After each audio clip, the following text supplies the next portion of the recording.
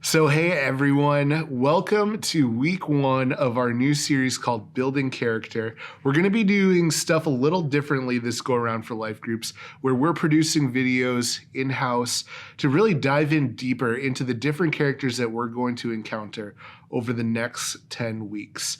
And over these 10 weeks, we're going to look at different character attributes like integrity, cultivating a culture of prayer, being in relationship with God and with Jesus, and how we can use those and to develop character in our lives and to pursue a life of holiness as God has called us to live. So I'm so excited to take this journey with you guys.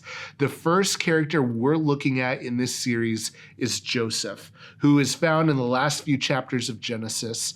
And I just love this story because it shows how God, despite Joseph facing a lot of adversity, how God never leaves him or forsakes him, but uses that to develop him for God's purposes.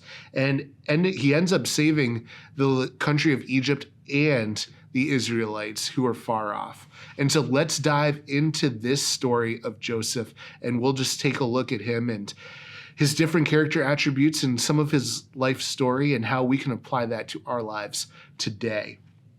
So Joseph as a whole is presented as a wise man whose skills exceed those of his contemporaries.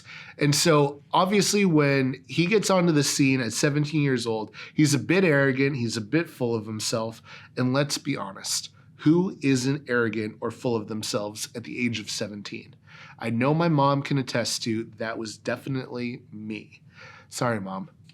But as Joseph's story unfolds, we see that his character and integrity develop as he gets faced with different situations in his life. You see, we're on a process of becoming more and more like Jesus. And we never arrive this side of heaven, but we have the ability to learn through different experiences what it means to be a faithful follower of Jesus and to imitate him in every aspect of our lives. Joseph's wisdom, his eloquent speech, and insightful plans to deal with a crisis were all highly valued skills in Egypt where he would end up. And those were developed in moments of adversity in the 13 years prior to him coming to power in Egypt. And that's a lot of what we're going to look at today is how God used adversity in Joseph's life to prepare him for his ultimate calling and fulfillment in his life. There's a common phrase that can be found throughout these few chapters in Genesis where it says, the Lord was with Joseph. And that's both in the good times and the not so good times. And the same rings true for us in our lives. God is with us in the highest of mountains and the lowest of valleys. He never leaves us nor forsakes us and can always be found in any situation that we find ourselves in if we are willing to look hard enough for him and his hand at work in our lives. I'm sure there were moments in Joseph's life where he was having a hard time finding God. But when we put in that effort, when we continue to develop our relationship with him and learn to hear his voice more clearly, we're able to recognize him even in the hardest of times. Our story starts off in Genesis 37. As I mentioned before, Joseph comes off as a pretty arrogant 17-year-old, kind of parading around the fact that he can interpret dreams and that he has dreams, and he tattles on his brothers, which that never works out well, especially when you're the second youngest. But we all know the story of Jacob giving Joseph a coat of many colors. And the reality is that it probably didn't have as many colors as we think it does today. You see, the coat was more a symbol of status more than anything. What Jacob was saying to Joseph was, "You are my favorite son," without actually saying it. But Joseph knew it, and his brothers also knew it. And this seems a bit strange, especially for that culture, because the firstborn of any family was always the one who was treated the best, who got the best presents, who received the inheritance, twice the inheritance of any other sibling, and would continue to take on the family's legacy after the patriarch of the family had died. And so in this case, it should have been Reuben, who was Jacob's true firstborn son. But Joseph was Rachel's firstborn son And Rachel was Jacob's favorite wife out of his 4 wives. And so scholars believe, and it can probably be attested to just by reading Genesis 37, that in Jacob's mind, he was justifying his actions towards Joseph because he was the firstborn of his favorite wife, Rachel. And so in Jacob's mind, Joseph should receive all the perks and cool stuff that comes along with being the firstborn son. But that just goes to show that Jacob also was playing favorites, which was not something that we should always do because it rarely works out in our favor. And as we're about to see, it simultaneously did not work out in favor of Joseph, but it did work out in favor of the family as a whole some 20 years later. And that's purely based on the sovereignty of God. And that's going to be a recurring theme that we see throughout the story of Joseph, is God's sovereignty at work. So we know Joseph, he gets sent out to look for his brothers. His brothers see him at a distance. They plot to kill him. Then someone comes in and says, let's throw him in a pit, decide what to do with him. So he gets thrown into a pit. They take his coat. They dip it in the blood of an animal that they had killed to make it look like Joseph was attacked by animals. They sell their brother off into slavery with the caravan that was heading to Egypt. They took the coat back to Jacob and said, is this the coat of your son Joseph? We found this in blood and it looks like an animal ate him. And so Jacob goes into deep mourning. And so the deceit by his brothers sets a series of events in motion that will actually end up saving the brothers' lives. And we may sit here and think, what a coincidence, or how ironic. But with God, it's never that way. This was part of his plan all along, to preserve the nation of Israel. And it's so cool how God works that way in our lives. And you may have instances in your life that you may take a look at and say, wow, that was a coincidence that happened, or ironic that this situation played out as it did. But that's the sovereignty of God at work in your life. And so when we follow him more closely through reading his scripture and through praying, we're able to recognize more and more his hand at work in our lives in different situations that might turn out not go as we plan them to go, but definitely work out for our good. So Joseph is brought to Egypt, and he ends up being sold to this man named Potiphar. And Joseph finds favor with Potiphar because the Lord is with Joseph. But Potiphar has a wife who makes some questionable decisions. It's debatable whether she's all there mentally. But what happens is she tries to seduce Joseph on many accounts. So she wants to get in bed with him. She wants to sleep with him. Joseph, as a man of God and a man of integrity, is not having it. And so Potiphar's wife devises a plan that after one of these instances where Joseph leaves, she actually grabs his coat that he left there and uses that against him and says to her husband Potiphar, look, this Hebrew man tried to seduce me and sleep with me, but I was able to fight him off.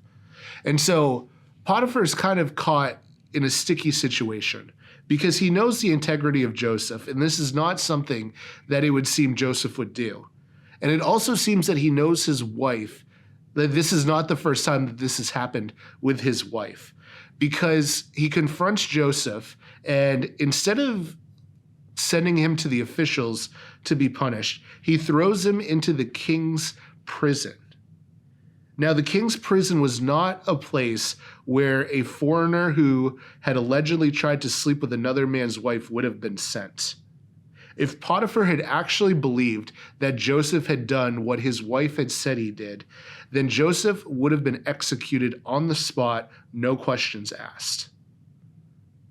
But Potiphar instead, and through the sovereignty of God and wisdom of God, sends Joseph to the king's prison, where Joseph is put in charge of the prison because the leaders and the officials of the prison recognize that Joseph is a man of character, of integrity, and most of all, a person of the Lord. And so Joseph gets put into prison. because of Potiphar's wife's lie. So more bad luck because Joseph is being faithful to God. And you see, sometimes we think that when we're faithful with God, we'll be rewarded. But God's reward and our reward are two different things.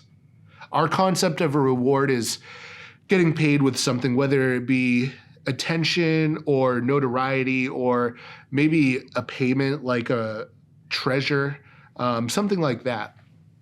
And perhaps Joseph was thinking that because he was obeying God and following God, he should be rewarded for that. And God was going to reward him down the line, but not in the way that Joseph probably thought he would. And God usually does not work how we think he is going to work. Because to try to figure out how God works is a battle that we will never win. Because we can never know more than God. But we can trust that God is always working and using us for his good, so long as we are being obedient to him. So while Joseph is in prison, a baker and a cupbearer from Pharaoh are thrown into prison, and they have a couple dreams. Joseph interprets the dreams pretty correctly. One of them gets released while the other dies in prison. Joseph's request to the one who gets released is, "Remember me when you go back to court." And as is typical, the person did not remember Joseph until a few years later, when Pharaoh had some pretty gnarly dreams, and he needed them to be interpreted. And then the one in prison who had been released remembered Joseph. And so all of a sudden, Joseph is brought out of prison into the house of Pharaoh to interpret these dreams that no one else in Egypt have been able to interpret thus far. And Joseph interprets them perfectly, saying that there's going to be 7 years of plentiful harvest, followed by 7 years of severe famine. And then Joseph tells Pharaoh exactly what needs to be done in order for the country of Egypt to survive those 7 years of extreme famine. And because of that, Joseph is promoted to second in command in Egypt by Pharaoh. The only person who is above him in Egypt is Pharaoh. And so all of a sudden, after 13 years of this seeming wilderness that Joseph is in, where nothing is going right for him, despite his faithfulness to God, he finally gets promoted to second in charge in the entire country of Egypt, which was the most powerful nation in the world by a long shot at that time. Coincidence? No. That's God's sovereignty at work and God fulfilling his plan despite circumstances that seemed less than advantageous. And if Joseph hadn't gone through those 13 years of exile in the wilderness, then he would not have been prepared for what was in store for him in the aftermath of becoming number 2 in Egypt. Now the 7 years of plenty come, and through Joseph's wisdom and careful planning, the country of Egypt stores up enough food to survive the 7 years of famine and have enough for the surrounding regions. And so when the 7 years of famine begins, Jacob sends his brothers to Egypt to see if they have food that can be sold so that they can survive. And so there's a reunion. After 20 years, Joseph and his brothers are reunited. And sure enough, Joseph recognizes his brothers, but he has undergone such a transformation that his brothers don't recognize him. And so there's some back and forth. There's some testing on Joseph's part. He sends them back, and then they return again. And finally, he reveals himself as their once thought dead brother. And there is a tremendous celebration and reconciliation. Because I think the brothers had also realized how their deceit had affected their father and was consequently affecting them. Because there was remorse in them. And there was joyfulness that their brother was not dead, but was alive. And they go back to Israel and tell Jacob that his favorite son, Joseph, is still alive. And through Pharaoh's permission, all the people of Jacob's family are able to come to Egypt and live in the land of plentiful, a land of plenty in Egypt. And they were giving the best land for their sheep and for their livestock. 70 people come over to Egypt to live in the safety of that empire. And so God's sovereignty preserves the country, or the family at this point, of Israel through Joseph's brothers, who made some pretty dicey and terrible decisions by selling their brother off and also lying to their father about his death. And then also Joseph's experiences both in Potiphar's house as a slave and then in prison. But God worked all that together for good. And that's what God does. Even in our worst moments, God is still at work in our lives. And then as we close out this lesson, we see at the end, Jacob passes away in Egypt, and he tells his sons to bring him his bones back to Israel, back to the promised land where they can be buried with his father and his grandfather.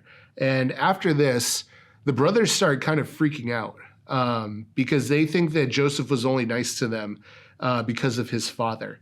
And so I want to take a look at these last words of Genesis in Genesis 50. This is Genesis 50, verses 15 through 21. When Joseph's brothers saw that their father was dead, they said, "It may be that Joseph will hate us and pay us back for all the evil that we did to him." So they sent a message to Joseph saying, "Your father gave this command before he died. Say to Joseph, please forgive the transgression of your brothers and their sin, because they did evil to you. And now please forgive the transgressions of the servants of the God of your father." Joseph wept when they spoke to him. His brothers also came and fell down before him and said, "Behold, we are your servants." But Joseph said to them, "Do not fear, for am I in the place of God?" I love that verse. Joseph said to them, "Do not fear, for am I in the place of God?" There's so much wisdom in that. When we're reconciling, or when we find ourselves in situations where there needs to be forgiveness or reconciliation, we have to ask ourselves, are we in the place of God? And the answer is no. None of us are in a position to judge other people. We're to follow the Lord in that, and through our relationships, we will know how to handle different difficult situations with other people who are close to us, like our family and our friends. And then the famous verse, Genesis 50, verse 20. "As for you, you meant evil against me, but God meant it for good, to bring it about that many people shall be kept alive as they are today. So do not fear, I will provide for you and your little ones." Thus he comforted them and spoke kindly to them. What you meant for evil against me, God used for good. Nothing is outside the sovereignty of God. Even when evil happens, and God is not responsible for evil that happens, those are decisions that fallen human beings make. But God is still able to use that evil to bring about good purposes, like he did for Joseph and his family. And so each week, we're going to have a character trait to emulate or to work on throughout the week, or to build up in our lives as we pursue Jesus in the week to week. And so the character trait I want you guys to take inventory of this week is your integrity. Integrity means that you are morally inclined to a higher standard than other people. It means having character that really stands the test of time, which Joseph developed as he went along in his journey. When Potiphar's wife tried to seduce him, it was his integrity that told him, no, I'm not going to do that, because ultimately that would be sinning against you, that would be sinning against Potiphar, but most of all, it would be sinning against the Lord. Joseph was a man of integrity who would not compromise who he was in Jesus. And that's what we're called to too. To be people who don't compromise to the culture, because we are men and women of Jesus, who have been called to be holy as he is holy, to imitate him, to live our lives asking, what would Jesus do? That was a trendy saying a while ago, but it's so true. That we need to ask ourselves, in different situations, what would Jesus do if he were us? And let that dictate how we interact with other people and how we view our situations, much like Joseph. So this week, take an inventory of your integrity. Are there parts of your integrity that you need to work on or grow in to better represent Jesus to the people you interact with? I am so excited to go through this series with you guys, and we'll see you all next week as we hit up my namesake, Joshua. Have a great week.